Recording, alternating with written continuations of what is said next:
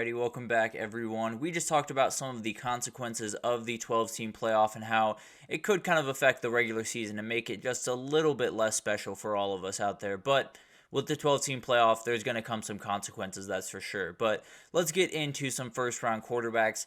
It feels like this year there's not many quarterbacks going into the season that we have a ton of hype on. It feels like the three guys that have kind of separated themselves from the pack just a little bit have been Quinn Ewers, Carson Beck, and Shedeur Sanders. I think everyone feels like those guys are first-round talent. They feel like they probably will play themselves into that spot this upcoming year. But there's always more first-round quarterbacks than we expect, at least going into a year. There's always NFL teams that are looking to fill out that position. I mean, this year we saw the Falcons do it when they likely probably didn't need to in some people's eyes, and they definitely just wanted to lock up that quarterback. So it's going to happen with some of these teams where they just see a void and they want to fill it and they want to make sure that they're fully set for the future. And one of these guys is definitely going to fall into this group. So there's a ton of guys that I think have the ability to jump into that group. I do want to break down four that I think have the ability to make big time jumps. I don't necessarily want to break down the, veterans of the world, the Jalen Milrows, Dylan Gabriels, all those guys.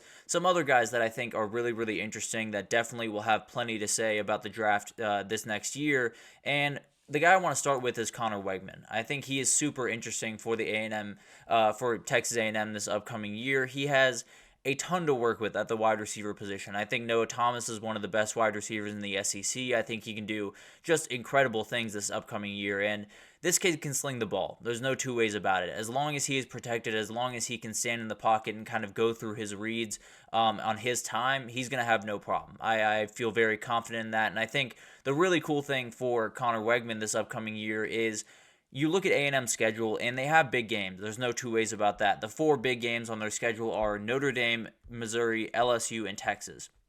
All of those games are in Kyle Field. That is huge for a quarterback. When you have that energy behind you in the home crowd and no one's bothering you when you're trying to make a snap, you don't have any, crazy things or crazy sound going into your ear, you can kind of just lock in and make the plays.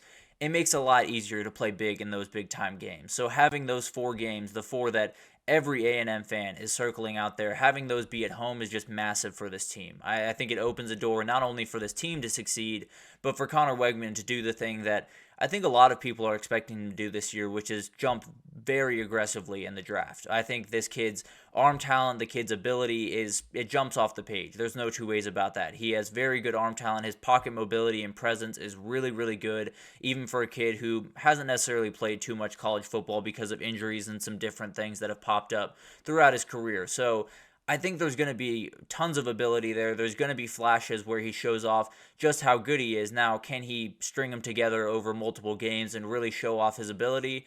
It'll be interesting to watch that. I think there's a ton that's riding on this year and a ton going into this year for Connor Weigman, and he could take that extra year. He could come back in 2025 and light the world on fire and do just incredible things in his senior season, but this is also, a massive opening for him. There's plenty of things that he can do this year and definitely jump into the first round conversation. So really like this kid. I think the ability is off the charts. I think the wide receiver talent at A&M is a little bit stronger than it has been in past years just across the board. I think they have a really solid offensive line. He'll have time to kind of go through his reads and do the things he needs to do. The one question I do have is how do him and Colin Klein kind of fit together in that offensive game? It's not necessarily the same offense that Colin Klein was running at Kansas State that's going to fit Connor Weigman, so it'll be really interesting to kind of see how that unfolds. But overall, I have very few questions about what this kid can do. Now, will he do it is kind of the big question, but I do think there's tons of ability there. There's tons of arm strength, tons of arm talent, and when NFL teams see that, they get pretty excited. So I'd expect this guy to make a big-time jump, and then the guy, in my opinion, that will make the biggest jump, at least in the eyes of probably NFL scouts, is Cam Ward. I think he's fascinating this upcoming year because right now I'd put him probably at a third or fourth round pick. I think there's a lot of things to like about this kid athletically and has tons of tools. I think there's no question about that, but there's not enough wins in his past to really say this is the guy. I understand that, all of that can change this upcoming year, which is a huge reason he's on this list, but there is kind of that worry. You don't necessarily want to draft a kid that has never had a 10-win season or never had big-time success. Obviously, at Washington State, that's a little bit harder to do than it is at Miami. So it'll be interesting to see if he can kind of change all that this upcoming season. Miami has all the ability in the world to win the ACC. I think everyone understands that at this point. They probably take down Florida State on the way to doing that and be in the national conversation, which is something that hasn't happened down in Coral Gables for quite some time. And if he can get that into that conversation, I think Cam Ward is a guy that can go top 10. And I think the ability is absolutely there. The athletic ability is just insane, frankly. But if he can get Miami, one of the biggest topics of conversation pretty much every year in college football, if he can get them back on top and kind of get that conversation totally revolving around them towards the end of the season, there's going to be a lot of NFL scouts that come calling. I can almost promise you that. There's going to be people that fall in love with this kid because of his athletic ability and because he's just incredible on the football field. But you got to win those games. You got to show that you can do all of the stuff that needs to be done at the NFL level. And he has tons of wide receivers to play around with this upcoming year. Xavier Restrepo, Sam Brown, Jacoby George. It's just going to be incredible what he's able to do, especially pushing the ball downfield, which is likely what you want Cam Ward to be doing. That's usually where he's going to be the most effective, is when he's pushing the ball downfield, being dynamic in the passing game, and he has three guys, frankly, that can do really, really good things down the field. So very much like this fit for him. I think he's going to do just incredible things, and he could easily find himself into the first round of the NFL draft. I feel very confident in that. I think if you get all of the ACC's eyes on you, if you win the ACC and everyone's talking about the Miami Hurricanes at the end of the year, it's going to be because of Cam Ward. And it's going to be because he, reached that potential that we've seen over the last couple of years at Washington State. So very excited about this kid. I think he's going to light the world on fire. But the one that I'm watching the closest, the one that I'm very, very excited about this upcoming year is Garrett Nussmeier. I think he is just incredibly talented. I think there's a ability of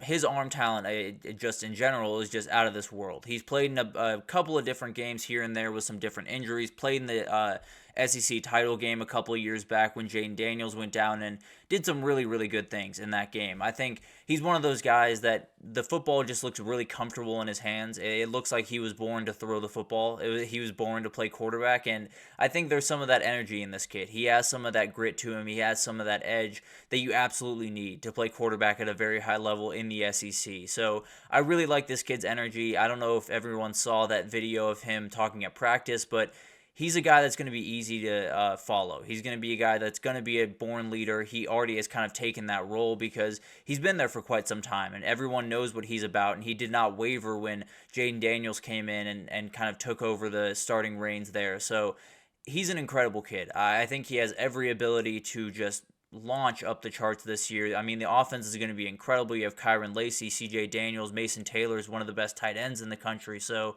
he's going to have plenty of elite targets. He's going to have plenty of ability, and he has a great offensive scheme with Cortez Hankton and Joe Sloan kind of taking the reins there.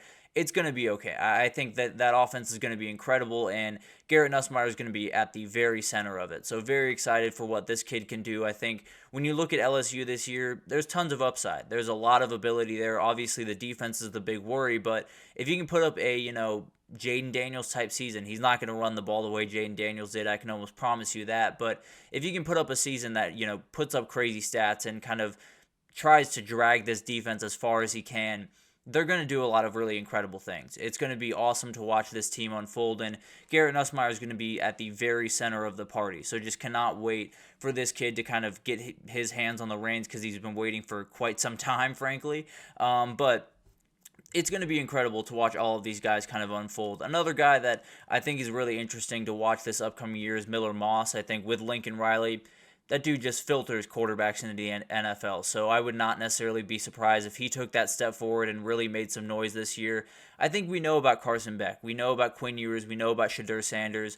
Those guys, I feel fairly confident, are going to be first-round picks. I think they have the ability. I think Shadur Sanders is fighting a little bit more of an uphill battle because they're not going to have the best record in the world. And he's going to get hit sometimes, and he's going to have a little bit more of a fight on his hands. But I think the ability speaks for itself when we talk about Shadur Sanders. And then you have the guys that I just broke down. I think I would lean Garrett Nussmeier to kind of make that big-time leap, followed very closely by Connor Weigman. But I think there's tons of other guys. Brock Vandagriff could make a huge jump this upcoming year at Kentucky. Drew Aller is a guy that everyone's talking about. Cade Klubnik is another guy guy that could make that big time leap. And then you have the veterans. You have Jalen Milroe, you have Brady Cook, you have Dylan Gabriel, tons of guys that can. Will Howard's another one. So there's plenty of guys that can make that big time jump. I think Jalen Milroe is a guy that will make that big time jump and possibly become a first round quarterback. So tons of guys to watch. But I think those guys that I broke down are, most in line to make that big time leap. Not necessarily, take that one step forward into the first round,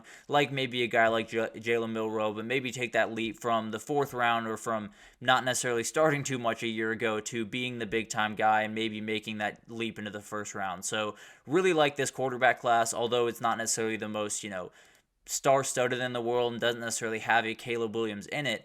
Has plenty of guys that can really spin the rock and plenty of guys that have great pocket presence, including Carson Beck, Quinn Ewers, Connor Weigman, Garrett Nussmeier, tons of guys that can do just really incredible things in that pro style type of offense. So very much like this group. I think it's going to surprise some people this upcoming year. But let's take our third break here. When we come back, we're going to talk about recruiting a little bit. There was a ton of stuff that happened over the weekend as well as last week that I want to break down for you all. So stick with us and we'll be right back with that.